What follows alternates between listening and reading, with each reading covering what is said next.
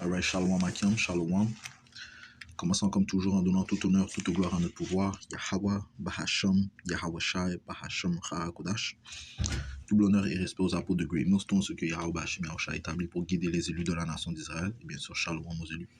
C'est le frère Zekar du camp de Great Millstone Montréal revenant avec une autre leçon, qui sera un suivi de notre dernière leçon qui a touché sur qui sera sauvé. Et bien, le salut n'est adressé qu'à la nation d'Israël.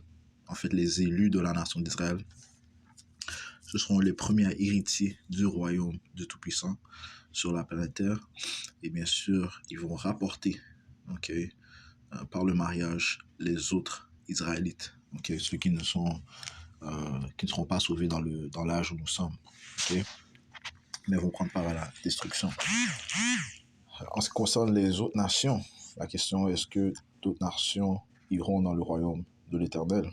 Eh bien, lisons dans le livre de 4 Esdras, chapitre 13 et verset 13, ça dit ici. Je commence au verset 12. Après cela, je vis l'homme lui-même descendre de la montagne et appeler à lui une autre multitude pacifique. Et cet homme, ça fait référence à Yahweh Shai, le Rédempteur, le Sauveur de la nation d'Israël. C'est grâce à lui que nous avons accès à l'immortalité, le royaume de l'Éternel. C'est lui qui nous donne accès à la vie. Verset 13, ça dit, s'approchaient de lui des visages innombrables. Certains hommes se réjouissaient, d'autres s'attristaient. Quelques-uns étaient enchaînés, quelques hommes en apportaient, d'autres en offrande. Quant à moi, je fus tiré de mon sommeil sous l'effet d'une grande frayeur, je priai le Très-Haut. Donc, comme ça dit ici, des visages innombrables. Certains hommes se réjouissaient. Qui est-ce que va se réjouir à la venue de Yahweh Shai? Eh bien, ça fait référence à ses élus. Allons dans le livre de 2 Thessaloniciens, chapitre 1 et verset 7. Ça dit ici, et à vous qui êtes troublés, reposez-vous avec nous, lorsque le Seigneur Yahweh Shai sera révélé du ciel avec ses puissants anges, dans un feu flamboyant, prenant vengeance sur ceux qui ne connaissent pas Yahweh et qui n'obéissent pas à l'évangile de notre Seigneur Yahweh Shai Mashiach, qui seront punis par une destruction sans fin de la présence du Seigneur et de la gloire de son pouvoir, lorsqu'il viendra pour être glorifié par ses saints. Qui sont les saints? Eh bien, les Israélites, commençant par les élus. C'est eux qui attendent la venue de Yahweh Shai. Lorsqu'il viendra pour être glorifié par ses saints, et être admiré par tous ceux qui croient, parce que notre témoignage parmi vous a été cru en ce jour-là. Ceux qui croient et ceux qui sont les saints sont les élus de la nation d'Israël. Comme ça se dit ici dans le livre de Romains, chapitre 11 et verset 7, ça dit ici, quoi, Israël n'a pas obtenu ce qu'il recherche, mais l'élection l'a obtenu et le reste a été aveuglé. Qu'est-ce que Israël recherche? Eh bien, la paix, la vérité. Mais pas tout Israël a reçu la paix et la vérité. Pas tout Israël a reçu Yahweh Shai, mais l'élection l'a obtenu. Le reste a été aveuglé. Donc, nous savons que les saints sont les Israélites. Poursuivons le livre de Psaume 148. Le verset 14, il exalte aussi la corne de son peuple, la louange de tous ses saints, c'est-à-dire des enfants d'Israël, un peuple proche de lui, louer le Seigneur Yahweh Yahweh Shai. Donc les saints sont israélites, mais ceux qui vont attendre sa venue, qui vont se jouir à sa venue, sont les élus. Retournons à 4 Esdras 13 et verset 13, s'approchaient de lui des visages innombrables, certains hommes se réjouissaient, les élus d'autres s'attristaient. C'est ceux qui n'ont pas cru en Yahweh Shai. Ceux qui n'ont pas cru en Yahweh Shai, ils auront honte. Quelques-uns étaient enchaînés. Quelques-uns étaient enchaînés.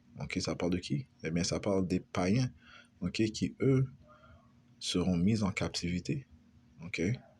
Quelques hommes en apportaient d'autres en offrande. À qui? À Yahweh Shai. Encore une fois, d'autres captifs.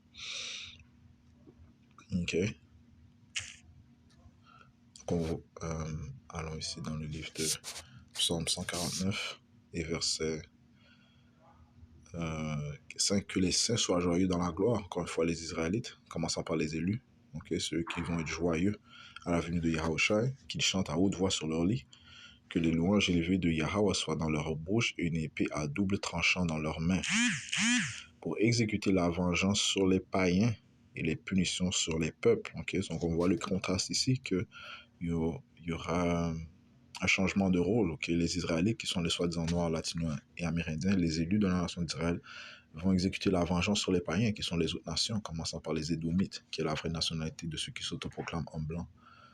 Donc les élus vont exécuter et vont être joyeux d'exécuter la vengeance sur les païens et les punitions sur les peuples, pour lier leur roi avec des chaînes et leurs nobles avec des entraves de fer.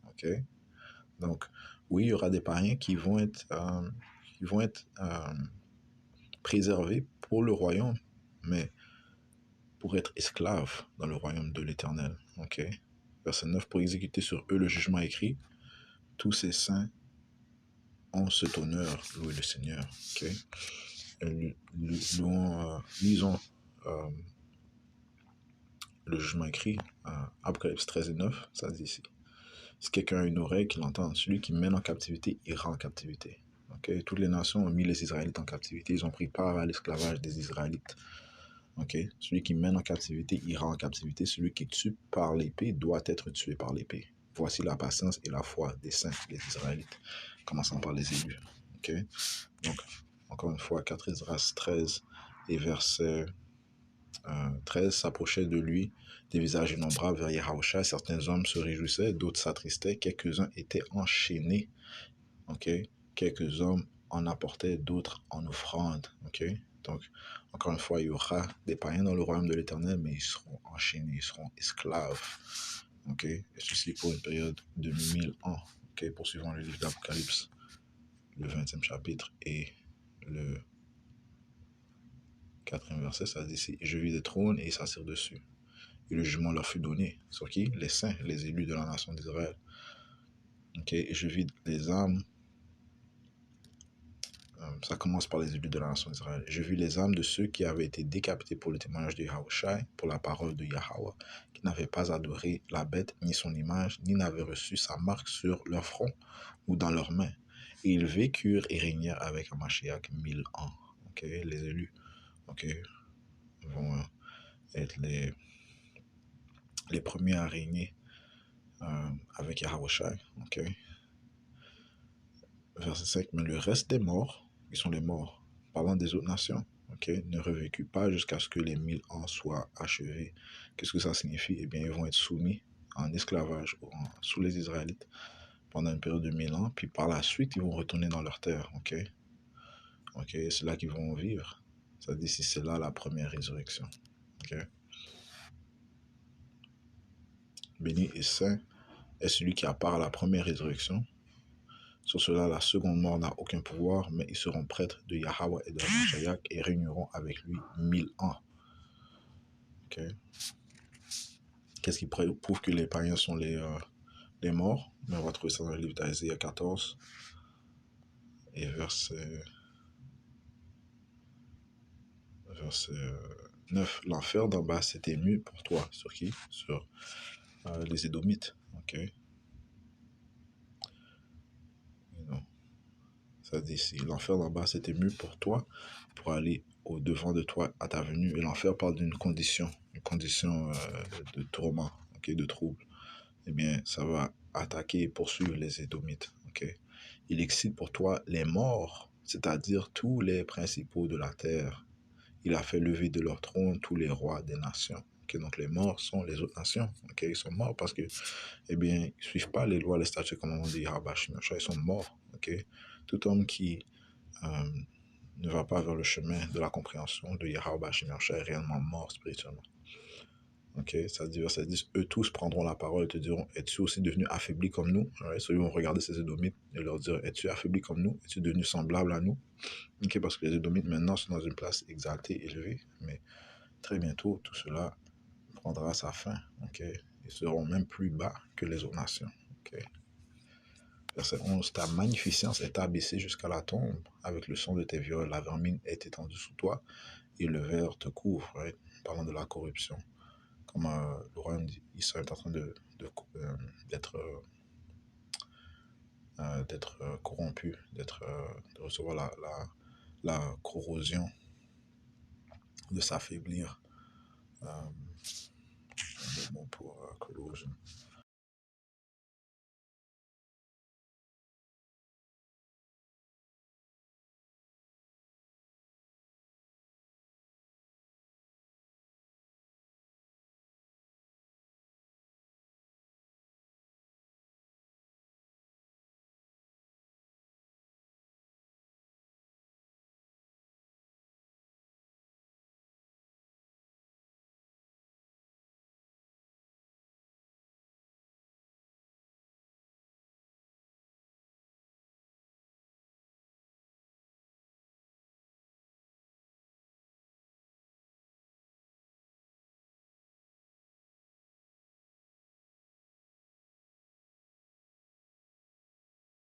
Ok, devenir érodé. Euh,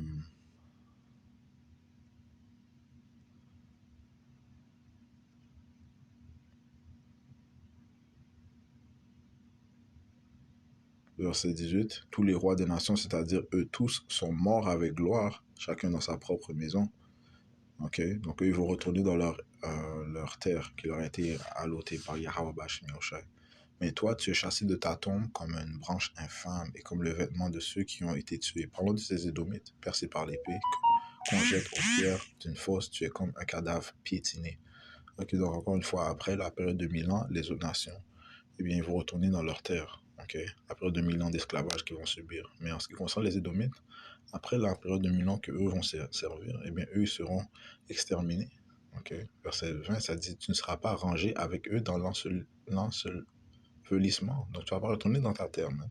Ok, les Israélites vont posséder ta terre, commençant par le royaume de Juda. Ok, parce que tu as détruit ta terre et tu as tué ton peuple, la semence des malfaiteurs n'aura plus jamais de renom. Ok, et ça fait référence à ces Édomites. Okay? Comme ça dit dans le livre d'Abdias, chapitre 1 et verset 10, ça dit, c'est à cause de ta violence faite à ton frère Jacob, la honte te confriera, tu seras retranché pour toujours. Ceci est une prophétie adressée à Idom. Okay? Le livre d'Abdias est vraiment adressé aux Édomites. Verset 18, ça dit ici, et la maison de Jacob sera un feu, et la maison de Joseph une flamme, et la maison d'Issa du chaume, et ils l'embraseront et la dévoreront. Il n'y aura aucun reste de la maison d'Issa, car Yahweh, Bashmi a parlé. Ok. Et donc, encore une fois, après leur période de captivité de 1000 ans, ils seront retranchés éternellement. Ok. Donc, encore une fois, est-ce que les autres nations vont prendre part au royaume de l'Éternel? Eh bien, ils seront dans le royaume, mais en tant qu'esclaves. Ok. Asie 14. Ok. Ça dit ici, le verset 2. Et les peuples les prendront et les ramèneront à leur lieu. Ok. Les Israélites. Et la maison d'Israël les possédera sur la terre du Seigneur comme serviteurs et comme servantes et tiendront captifs ceux dont ils étaient captifs et domineront sur leurs oppresseurs. Okay? C'est ce qui va se produire. Okay? Parce que quelqu'un doit bâtir le royaume. Okay? L'esclavage est une entité qui va durer pour toujours. Okay? Les Israélites vont avoir les autres nations sous leur captivité, sous leur, euh, sous leur règne. Okay? Ils seront leur esclaves éternellement. Okay?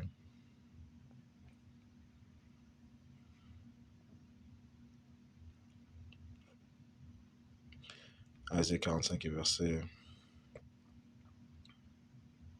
14. Ainsi dit Yahweh, le travail de l'Égypte et la négoce de l'Éthiopie et les Sabiens, hommes de stature, passeront vers toi et seront à toi. Ils marcheront après toi et passeront enchaînés. Ils tomberont à terre devant toi et ils te supplieront en disant, certainement, Yahweh est au milieu de toi. Yahweh wa Yahweh Shai est au milieu de toi et il n'y en a pas d'autre. Il n'y a pas d'autre Dieu. Ok.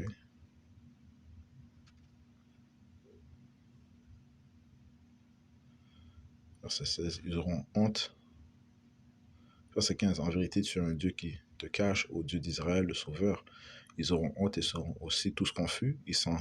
iront ensemble avec confusion, eux qui sont fabricants d'idoles.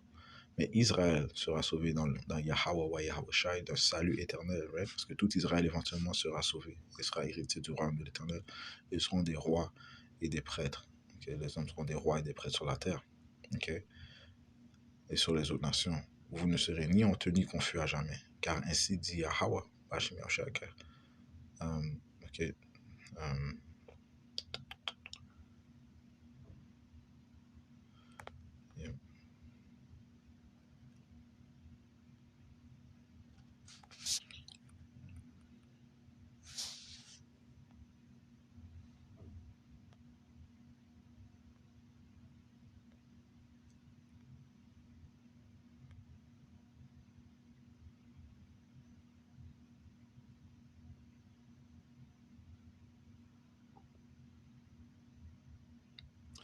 49.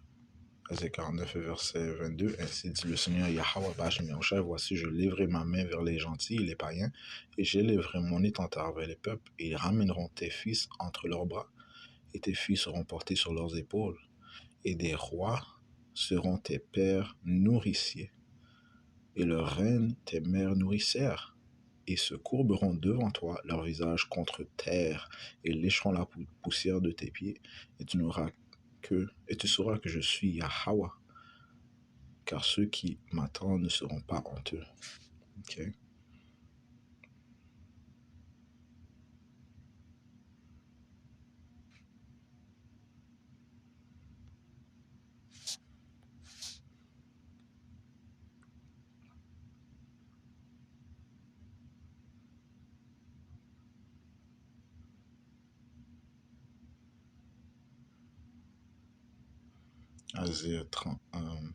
Isaiah 60, verset 6.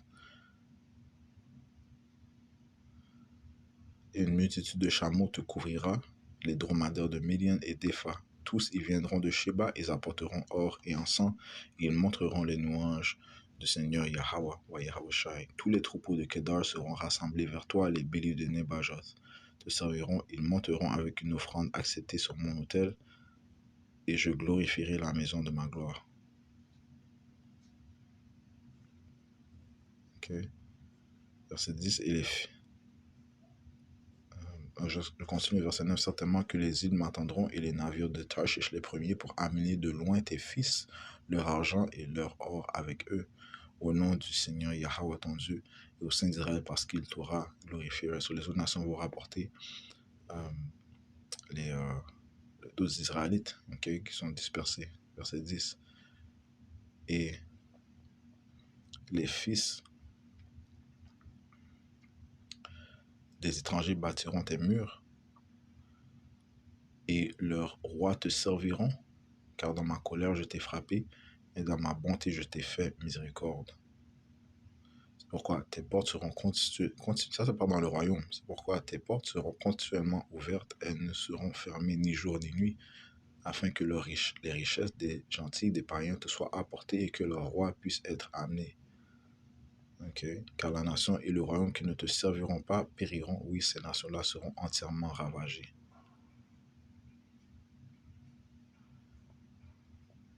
Car la gloire du Liban viendra vers toi, le sapin, le pin et le buis, ensemble pour orner le lieu de mon sanctuaire, et je rendrai glorieux le lieu où reposent mes pieds. Et les fils de ceux qui t'affligeaient viendront vers toi en se courbant, et tous ceux qui te méprisaient s'inclineront à la plante de tes pieds, et ils t'appelleront la ville de Yahweh, la Zion du Saint d'Israël, Yahweh Bashim Yahushua. Ok, donc on voit ici que dans les préceptes qu'on a apportés, qu'il y aura des captifs, okay, les autres nations qui vont apporter les païens qui vont apporter leurs ressources et qui seront esclaves, okay, envers les Israélites. Okay, commençons par notre Seigneur Yahweh Shai. Okay. So, je voulais juste apporter cette information. Okay. Seuls les Israélites seront sauvés. Okay. Les élus de la nation d'Israël seront sauvés. Okay. Commençons par les 144 000 hommes et la grande multitude. Mais par la suite aussi, il y a des Édomites et ainsi que les autres nations, les païens qui seront préservés pour la captivité. Okay? Et ils vont bâtir le royaume de l'Éternel, ils vont apporter leurs ressources de plus. Ok? So, et en concluant, en donnant tout honneur, toute gloire à notre pouvoir, Yahweh, Ba'Hashem Yahawashi, Ba'Hashem Hakodash, tout l'honneur et respect aux apôtres de Millstone, Shalom aux élus.